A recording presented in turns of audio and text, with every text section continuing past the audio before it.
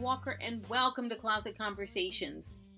Today is the continuation of the review of the Netflix series Girl Boss, which is based on the book by the same name, Girl Boss, written by Sophia Amoruso, who is the founder of the very successful chain called Nasty Gal, which started out as Nasty Gal Vintage, which was an online selling shop on eBay, and later had its own site and website, and went on to be a huge success with over $100 million in revenue at one point. And this series tells all about how this young woman, as a 23-year-old, created this reselling empire.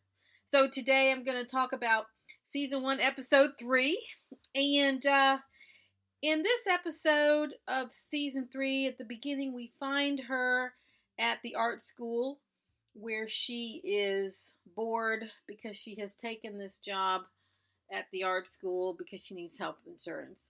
And one of the first things she's talking about is she's asking her boss, hey, don't I get health insurance after 120 days, She's asking if she can use the computer in downtime because basically she has to sit there all day and do nothing. And he says, yes, you can use the computer for downtime, but wants to know why. And she says, I'm, selling on eBay. And he's like, oh, you mean Beanie Babies? And she's like, no, not exactly. And it's so funny because that was the big thing back in the day, was Pez dispensers and Beanie Babies. But anyway, so he says, well, if I go to your store, what's it called? What do I search for? What's the name? And she says, I'm working on it. And so at this point, the character Sophia is trying to figure out what to name her store. So she's had this one big success of the jacket. She has not listed anything else yet. And she's waiting because instinctively, and based on her common sense intuition, that we know she has, it's amazing, this young girl, she knows that she's got to come up with the right name. So we see her in her apartment with her best friend, who's just brought over a whole lot of vintage clothing. But just before her friend opens the door, we see Sophia cutting up clothes. Like what her claim to fame is really repurposing. So she was really known for not just finding the really expensive vintage like the Chanel or the Halston or the East-West leather jackets, but she would take lesser vintage and repurpose it and redesign it, like make it modern so that a girl in the early 2000s would want to wear it, and it was super cute. And so this was something that she did that was very unique to her. So she would repurpose the clothes, make them young and hip and wearable, and then she would name those clothes. And so we see her friend come over, and she pulls out this one floral dress that's really, really awful. Her friend puts it on, and she's like, yeah, the girl at the vintage shop said that I could belt the dress and blah, blah, blah. And she says, I just never really did it. And she goes, well, and so Sophia grabs her scissors and literally cuts the sleeve off the dress. Then we see her cut the entire front of the dress open, and she does something else we don't see. And the next thing she know, she's made the dress into a coat, like a jacket, like a long duster. And her friend just happens to have on like a black shirt and leggings. So you see this long floral duster over her black outfit, and then she's put a red belt around it and looks super cute. So her friend is like, oh my gosh, this is really, really awesome what you've done. And Sophia says, yeah, I can call this Stevie Nicks Stage Goddess Boho Dress. And I thought, this is amazing. So the other thing Sophia Amoruso was known for was how she would name her clothes. So she was wearing the clothes and having them modeled herself and eventually other people.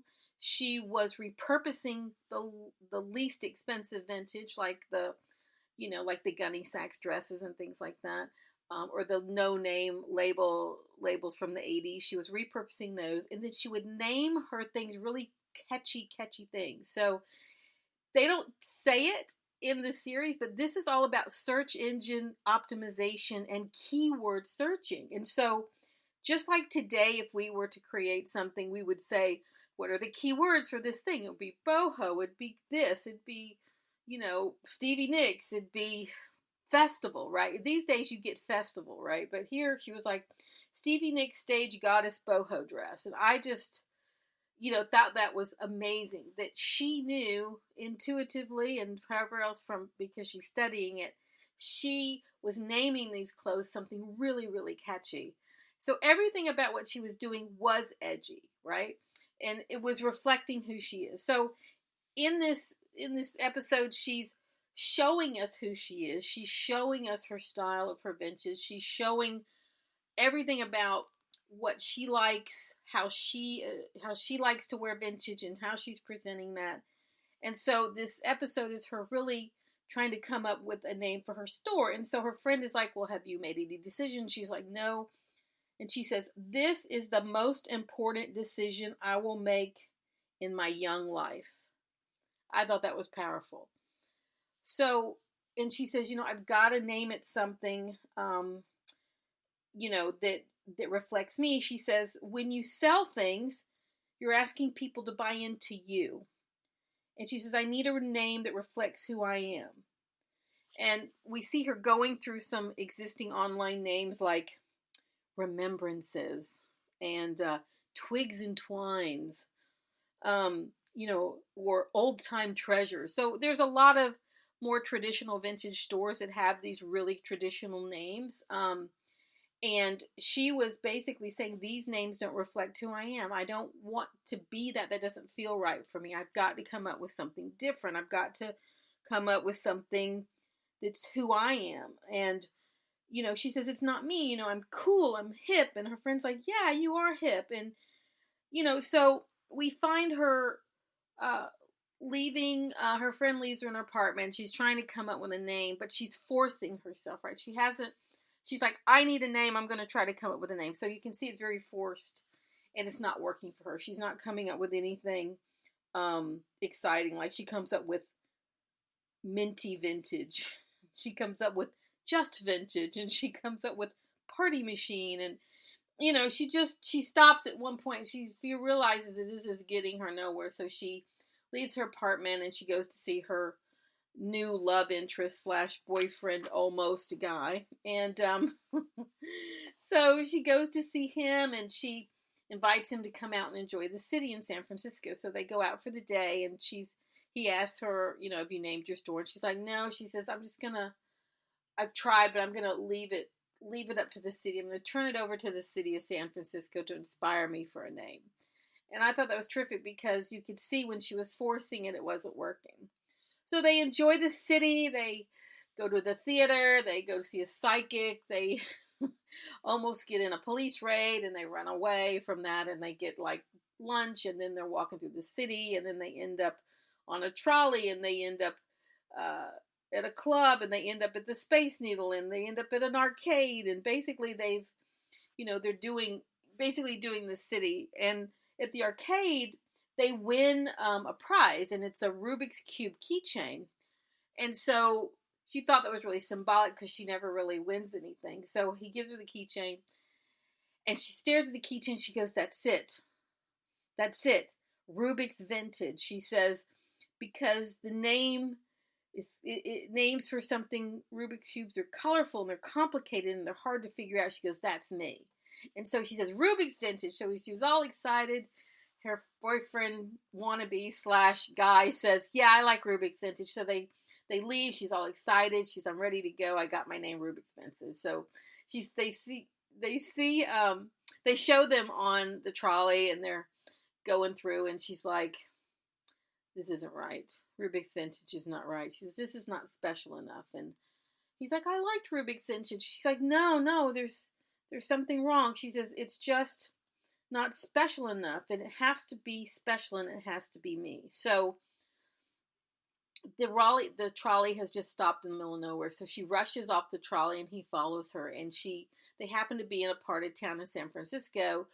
They rush into it's a club and there's a big party going on and it's like a drag club. And so you've got drag queens in there and there was this one on stage singing, dressed up like the singer Betty Davis and singing the song Nasty Gal. And so she's attracted to that. So she runs in and she's singing right at the front row with the singer, and knows every word of this song, which obviously means that she already knows that song, that she feels that song is her, and she's getting all kind of down and grooving with the song and just lets it all go. And when the song is over, she realizes that's it. That's it. Nasty gal. That's who she is. That expresses her. It happened while she was out in the city trying to be inspired, and that was her name. So she's so excited. You can see the revelation in her face. And so she tells the guy, she's because I gotta go right now. And so we knew at that moment she was going to rush home and create Nasty Gal Vintage. And so the very last scene of this episode 3 is her at the school at the front desk, and her boss is giving her, he goes, here's a Beanie Baby for your eBay, for your store. And it's not a Beanie Baby. It's like a plastic green turtle. And she's like, oh, thanks. It's perfect. And just as she says it's perfect, she turns to her screen that has the eBay up, and it has her store, and it says Nasty Gal Vintage. And so that's how it ends. And you hear her just say, that's perfect. So this whole episode was about the importance of having a name for your reselling business. It reflects you, who you are, your style, that's authentic, and that's catchy. And I had to tell you, when I heard there was something called Nasty Gal Vintage, I mean, I immediately was like, what? That really catches your ear. I mean, it really, really catches. And so it was a terrific name. She instinctively knew she had to have something really great. And so that just goes to show that she had studied the eBay. She had studied these stores. I mean, she knew what the other vintage stores' names were. She knew the competition. There's a scene in there where she says, remember there was a situation of this vintage store that started, and then they changed their name, but then they lost all their selling history and all their customers. And she says, I can't afford that. So she had already seen and heard about someone who had changed their name kind of halfway in. So she knew to avoid that. So that is really insightful, just telling us more about who she is, that she has been studying the online vintage scene for a while, long before she ever decided to sell in it. As a buyer, she knew these stores, she knew the names, and she knew how she felt about how they're presenting it. And now this was her chance to show who she is, her vision, how she sees vintage, and it all matched up. It all matches up, who she is, the name, and how the clothes are presented. You are, that you can feel good about, that reflects what you're doing, that's catchy, that's memorable, and you've got to put some effort into that. It's something that you're going to want to build on. You're not going to want to change it midstream and waste all that effort. And so that's a really important thing. The next thing is, we've learned that in order for her to stand out, she is doing something no one else is doing, we believe no one else is doing, which is cutting up the vintage, repurposing it, and presenting it there in a way that is completely unique. It makes it fresh and modern, so it's not just an old dress, it's something for now. The third thing we learned is the keyword searching. She knew by naming her thing something catchy that it would draw people's attention in. And I love this whole Stevie Nicks Stage Goddess boho dress. I mean, I just love that. And it's absolutely true. I used to follow, I was subscribed to Nasty Gal. I had done that, and I had gotten their emails and things like that. And surely when they have the name of their items, it was always something awesome, and that really was a signature of hers. And that's it. I mean, those are the 3 key giveaways of episode 3, and I think they're all very important things we need to think about as resellers, and knowing that the keyword searching was just as important then as it is now, even if they didn't talk about it. Having something unique is really more important now than ever, because everything I've read about basically the doubling of the number of people selling online means the doubling of the amount of inventory online. And really, the only way to differentiate yourself is branding and curation. So, what are you selecting and what are you offering to people that's unique? Because it's really getting crowded out there. So, that is something to really think about. And there's so many ways I'll talk about it on different podcasts to differentiate yourself and make what you have to offer unique. But we are focused on Sophia's story, and this is what she did to stand out and make herself unique, and it absolutely works.